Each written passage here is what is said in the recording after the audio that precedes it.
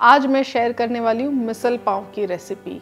आप लोग ने जब भी उसल पाव देखा था, जो मैंने बड़ौदा स्टाइल का सेव सल का रेसिपी आपके साथ शेयर किया था, उसके बाद बहुत सारे लोगों ने कमेंट्स में डाला था कि हमको मिसल पाव सीखना है। और हाँ, आपने अगर बड़ौदा वाला सेव सल का रेसिपी नहीं देखा है तो ऊपर लिंक है, जाके वो रेसिपी भी चेक कर लीजिए। और आज मैं शेयर करने वाली हूँ मेरा वर्जन मिसल पाव का।